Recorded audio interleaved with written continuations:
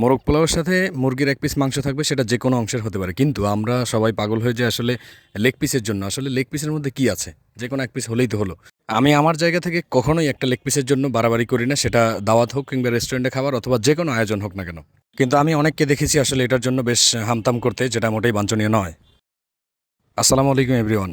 সময় পেলেই ঘুরতে বেরিয়ে পড়ে, এটা কিন্তু প্রত্যেকেরই একটা হ্যাবিট হওয়া উচিত। বিকজ ঘোরাফেরার মাধ্যমে মস্তিষ্ক প্রশান্ত হয় এবং এছাড়াও হচ্ছে আমাদের এক সময় টাকা পয়সা হবে কিন্তু ঘুরতে যাওয়ার আর সময় থাকবে না। সো আমরা এই সময়টাতে যদি একটু ঘুরে ফিরে বেড়াই আর হচ্ছে চিত্ত বিনোদন করি, সেটা কিন্তু বেশ ভালোই হয়। Life is one time offer এবং খুব স্বল্প সময়ের একটা যাত্রা।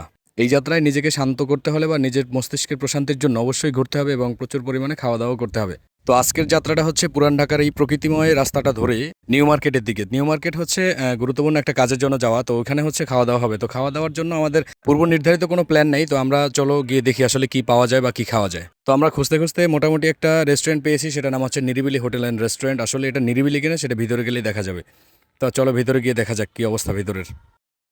তো সকালবেলার নাস্তায় আসলে রেস্টুরেন্টে তেমন ভালো কিছু থাকে না, তো আমরা জিজ্ঞেস করলাম আসলে কি কি আছে। তো তারা বললে এই আছে। তো আমরা এখন হচ্ছে সকাল তো না, এখন হচ্ছে দুপুর হয়ে গেছে প্রায়, তো আমরা হচ্ছে ভারী খাবারটাই খেতে হবে। তো তার মধ্যে কি আছে? তার মধ্যে ছিল অনেক কিছু, কিন্তু আমরা যেটা চুজ করলাম সেটা হচ্ছে মোরগ পোলাও। তো মোরগ পোলাওয়ের কালারটা কিন্তু অসম্ভব সুন্দর ছিল আর হচ্ছে খেতেও ভারী মজা ছিল। কিন্তু একটা বিষয় একটু মাইনাস ছিল, যেটা হচ্ছে মোরগ পোলাওয়ের মধ্যে যে পোলাওয়ের চালটা ছিল সেটা কিন্তু একটু বেশি ফুটে গিয়েছে, মানে ভাত ভাত হয়ে গেছে। এই রেস্টুরেন্টটা অবশ্য নামমাত্র নিরিবিলি ছিল, মোটেই আসলে নিরিবিলি নয়। ভিতরে অনেক কেচিমেচি আওয়াজ ছিল, যেগুলো মানে মোটামুটি মস্তিষ্কে বিরক্তবোধ একটা তৈরি করে। তো তারপরে হচ্ছে ভিতরে গেলাম, ভিতরে দেখলাম এসি আছে, বাট এসি তারা চালায় নাই। সকালবেলা চালাইছিল, এর জন্য এখন চালাবে না নাকি। তো রেস্টুরেন্টের মধ্যে যতগুলো খাবার থাকে তার মধ্যে এক্সট্রা যে জিনিসটা থাকে সেটা হচ্ছে এই যে ধনিয়া। তো ধনিয়ার মধ্যে চাউল ভাজাও থাকে অনেক সময়, আর অনেক সময় থাকে হচ্ছে মানে টিকটিকি ডিম, যেটা আমার সবথেকে বেশি প্রিয়। মোরগ পোলাও মোটামুটি সার্ভ করছে বেশ ভালোই। তো I have a questions to everyone. আসলে বিষয়টা হচ্ছে এখানে মোরগ পোলাওয়ের মধ্যে মোরগের একটা লেগ পিস বা একটা মাংস থাকে স্বাভাবিক, কিন্তু এখানে একটা ডিম কেন থাকে? আসলে মোরগ তো ডিম দেয় না, ডিম তো দেয় মুরগি। সো এখানে মুরগি পোলাওয়ের সাথে ডিমটা থাকা উচিত ছিল, মোরগ পোলাওয়ের সাথে ডিম না হলেও চলতো। So everyone take it easy, এটা আমার একান্তই ব্যক্তিগত ধারণা। আমি জানি না তোমাদের ব্যক্তিগত ধারণা কী হতে পারে।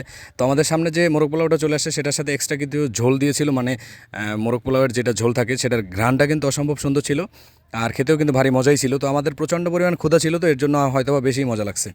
হয়তোবা না, আসলে আমরা যখন বাইরে কোনো কিছু খাবার দাবার খাই, সেটা যে কোনো জায়গায় হোক না কেন, সেটা প্রচণ্ড পরিমাণ মজা লাগে। আসলে কেন?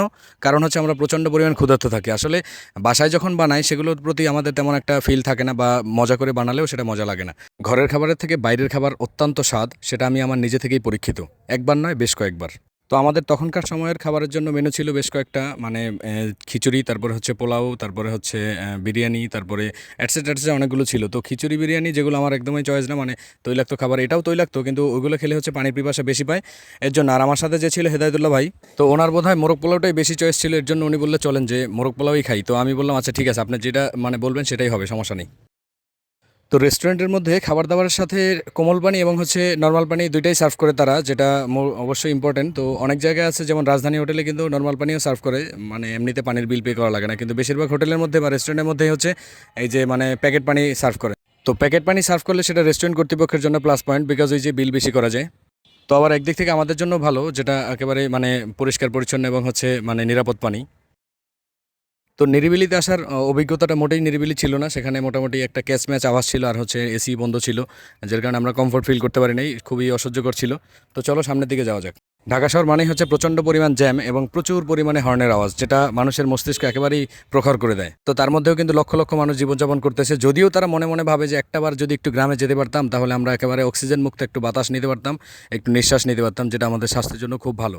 তো আমরাও আমাদের অবস্থান থেকে সেটা অবশ্যই সবসময় কল্পনা করি যে একটু যদি নিঃশ্বাসের বাতাস নেওয়া যায় পরিপূর্ণ একেবারে পরিষ্কার, সেটা আমাদের স্বাস্থ্যের জন্য কতই না উত্তম হয়। যানজটের এই অস্বস্তিকর অবস্থা থেকে নিজেকে মুক্ত দিতে চলো মাল্টিপ্ল্যানের ভিতরে যাওয়া যাক। ভিতরের পরিবেশটা কিন্তু অবশ্যই সুন্দর, কেননা সেখানে কিন্তু এসি অন থাকে এবং মনোরম পরিবেশ। ভিতরের পরিবেশগুলো দেখলে অবশ্য মানে মনেই হয় না যে আমরা কোথায় আছি। এখানে যদি রাত 12টাও বেজে যায় তাহলে কিন্তু সময় একেবারে নির্ধারণ করা যায় না। ক্ষুদ্র এই জীবনের সময়টুকু হাতছাড়া হয়েই যাবে, সেটা ঘরে বসে থাকলেও বা ঘুরে বেড়ালেও। তো আমরা ঘরে বসে না থেকে চলো ঘুরে বেড়াই, দূর হতে দূরান্তর, দূরান্তর থেকে তেপান্তর। তো এভরিওয়ান, তোমরাও কিন্তু আমার মতো ভ্রমণ পিপাসু, সেটা আমি ভালো করেই জানি। তো হাজারো জল্পনা কল্পনা বাদ দিয়ে চলো ঘুরে বেড়াই। উঠে দাঁড়াও। তো হাজারো জল্পনা কল্পনা বাদ দিয়ে চলো ঘুরে বেড়াই। তো আমাদের এই সোনালী সময়টাতে সবথেকে বড় যে প্রবলেমটা ফেস করতে হয় সেটা হচ্ছে শখ আছে সাধ্য নেই, একেবারেই আমার মতো। তথাপিও কিন্তু আমি বসে নেই।